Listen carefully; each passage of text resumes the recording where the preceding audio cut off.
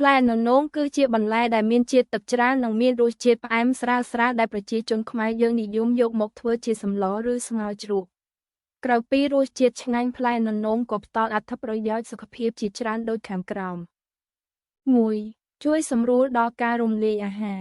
ផ្លែននោងមានជាតិទឹកខ្ពស់និងជាតិសរសៃ fiber ដែលជួយសម្រួលដល់ចលនាពោះវៀនការពារការទល់លាមកនិងជួយឲ្យប្រព័ន្ធរំលាយអាហារដំណើរការបានរលូន 2. ជួយគ្រប់គ្រងជាតិស្ករក្នុងឈាមផ្លែននោងមានកម្រិត glycemic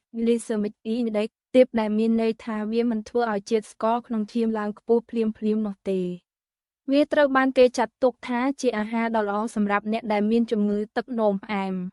3. បំបត្តិការក្តៅក្នុងខ្លួន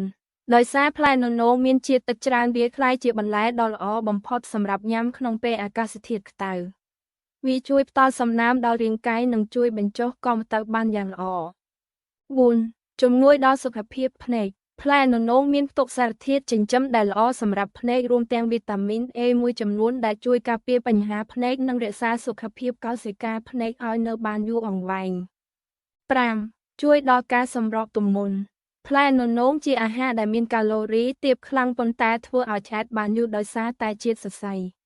ដូច្នេះវាជាជម្រើសដ៏ល្អសម្រាប់អ្នកដែលចង់រក្សារាងឬសម្រកទម្ងន់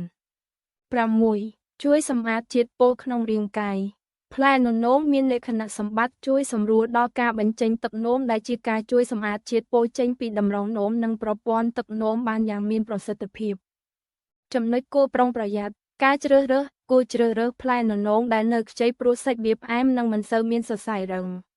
ភាពស្រស់ជៀសវាងផ្លែននោងដែលមានស្នាមជាំឬទន្ជ្រាយពេកព្រោះអាចបាត់បង់គុណភាពនិងសារធាតុចិញ្